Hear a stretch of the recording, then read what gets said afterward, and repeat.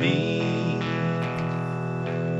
going to go back to your calls in just a moment, but I really want to show Michelle Bachmann, who has been really a triumphant voice on the House floor lately. She's on next week. Is she on next week? She needs to be. I mean, she's been speaking out against this, the Federal Reserve, the socialism, the Give Act. I mean, she literally said, and you're going to hear it from her mouth, that this was a decision between liberty and tyranny. And folks, we lost. We chose tyranny. 219 to 212. Hit the clip. Thank you, Madam Speaker, and I thank the gentleman from Virginia. I support the gentleman's amendment. We know, Madam Speaker, that this national energy tax will cost the American people $2 trillion. We know that. We know this will result in a loss of 2.5 million jobs every year for the American people. We know that. We know this will result in a reduced standard of living for Americans. We know that.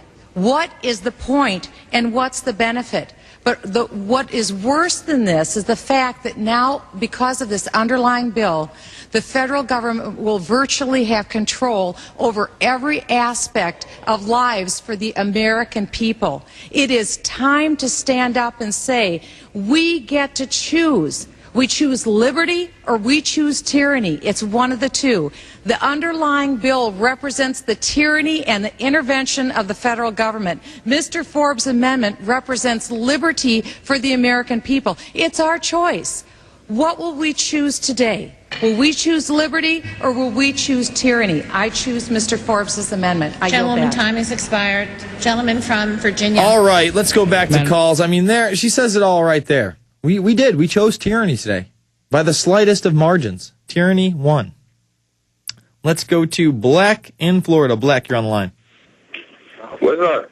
What's up, man? I just had a question concerning spreading it, because I understand everything is not good. I'm only 16, and I just got down on this. I just figured this out on YouTube. And once I seen and understand, like, I basically just looked at a map, and I seen how it was spreading throughout the world, so I understand how it's working and everything. I'm just saying, though, like, can you, like, send me something concerning, like, 2 pages so I can make copies of them? Like, so I can tell people about it, because I can't tell people myself because they don't understand what I'm trying to say. What are you talking about, the pandemic, the swine flu? Nah, everything else what you talking about with the government and stuff, yo. What, you're talking about this latest bill, 2454? Copies. We just can't, because if you go on one subject, they're just going to be like, they're going to get stuck on that one subject. You need to make them see the bigger picture.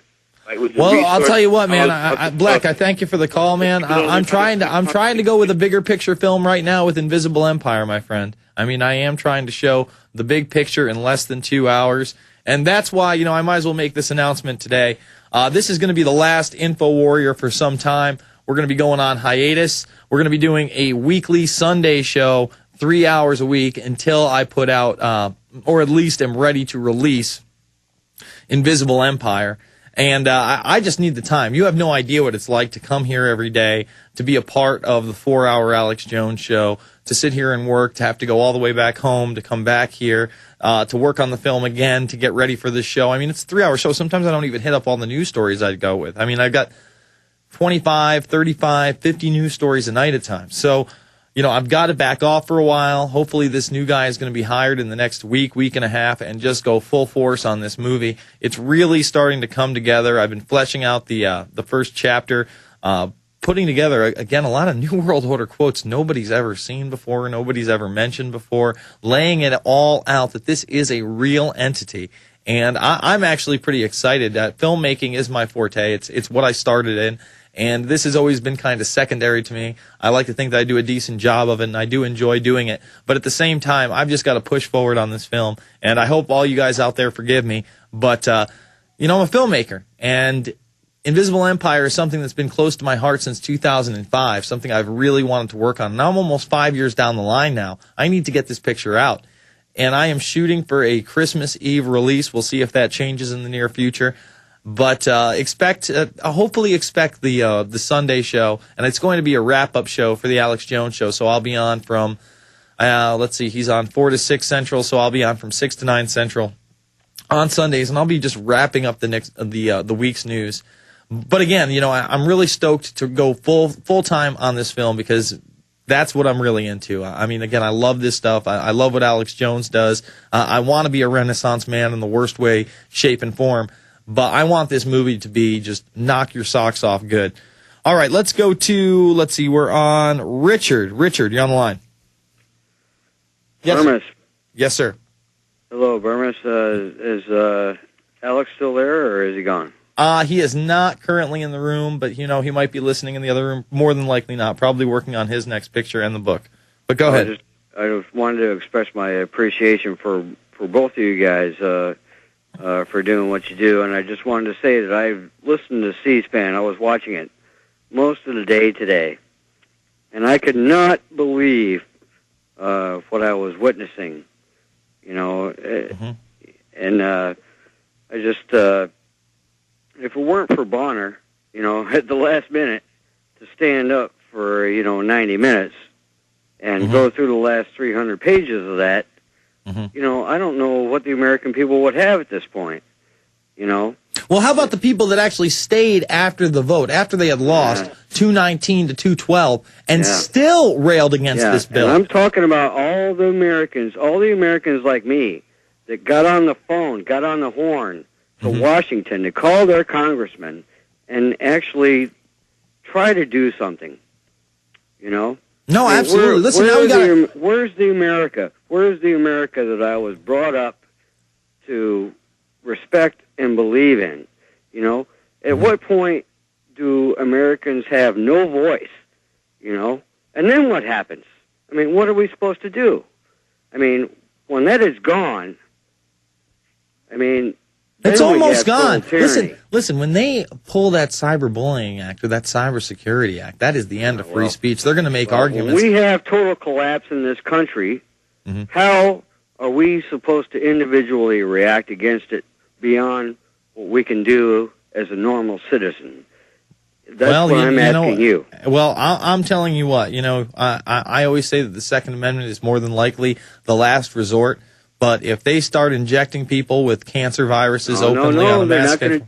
No. You don't think so? No, because that breaches my Fourth and Fifth Amendment rights. Well, I agree. And that's when you might just have to turn to that Second Amendment, sir. And again, I don't preach... somebody gets it right there. I would say that you are more than justified in that action. I never wanted to come to that, and I feel so guilty. I was thinking about it today, too. I was driving around today, and I was on the road, and I'm thinking to myself, man, I never want to have to be put in a position to actually take another human being's life. It's something I just never... I don't have the desire to do it. I'm a former Marine, and I tell you what, when I have the Speaker of the House, Nancy Pelosi, go back up there like she's parading around, and she's the same person that wants to regulate and inventory every aspect of our lives, okay? And I have people like Steve Quayle, who's gone now, he's gone from the Internet. I mean, where is the America that I was brought up to know and love? Where is it? I'll tell you what happened to it. It incrementally got eviscerated. It literally, it burned up in a fire. It's gone. Is this it? I mean, because please tell me. Because no, I think this is it. You know, I don't know how much more legislation they can actually pass. On and on and on. And I love you guys. I love Alex and everything you do. But I tell you what, there comes a time when we see collapse in this country, and this is it. I mean, if you think this is it, fine. But you know what? It's all going to come down on the ground.